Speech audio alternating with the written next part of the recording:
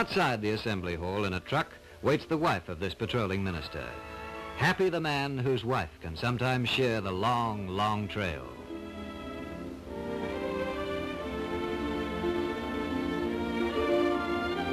It is the privilege of Mrs. John Flynn to give a benediction to these young disciples who follow in the footsteps of her late husband.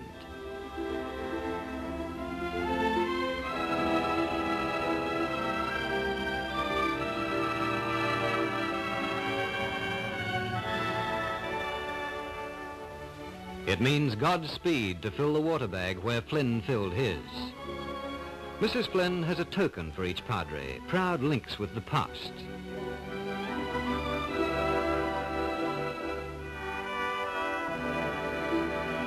Something which Flynn himself carried when he was a padre in a truck. How often Flynn mended a sewing machine or a clock in some lonely homestead of the Never Never with these very tools. Take it, lad, and good luck.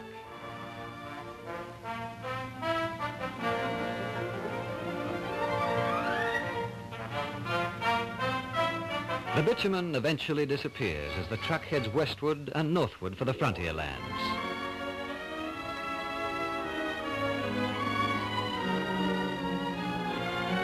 Farewell to the last bridge. From now on, it's the hard way through the beds of creeks and rivers.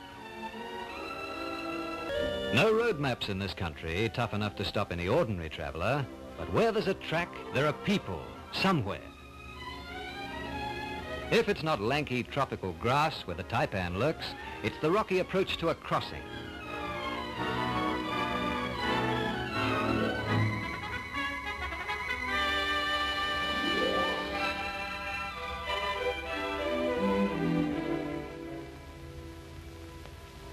The lonely pelican lands to look on in wonder, no doubt agreeing that it is a wise bird who takes his wife with him to test the depth of the water.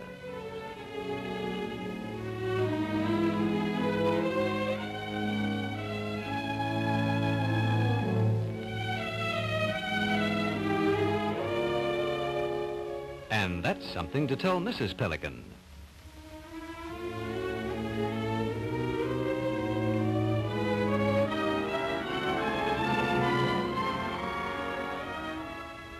This padre penetrates to the tip of Cape York through such country, never daunted, because while others are game enough to do the same thing in search of oil, uranium and bauxite, he too is game enough to do it in search of the opportunity to lend a practical Christian hand.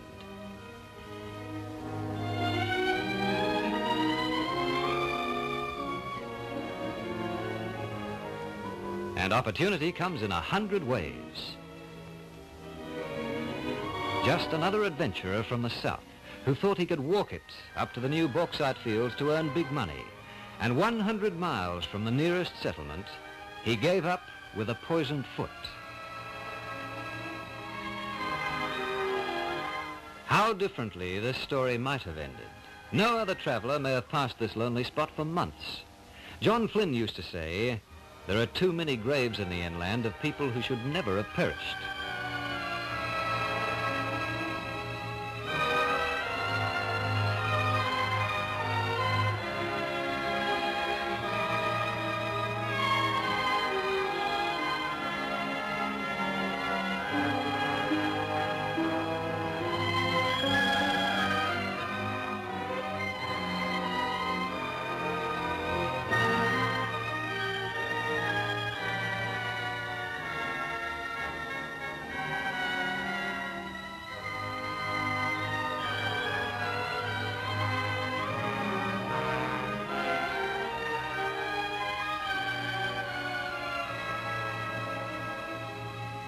No wonder, then, that Flynn advocated the establishment of bush hospitals in every isolated area to give security to settlers and drovers, and to a man like this.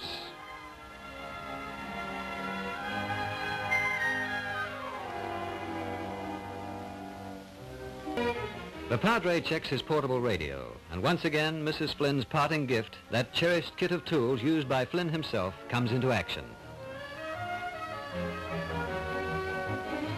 The laundry bag is always a problem for the outback traveler, for who knows where the next running water will be.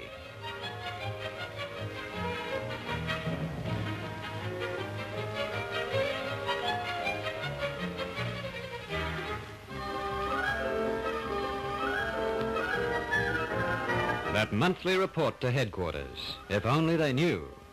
It must be finished before turning in for the night.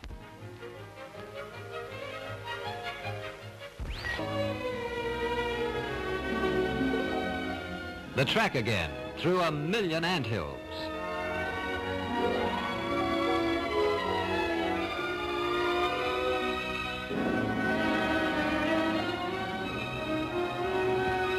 But something else is afoot.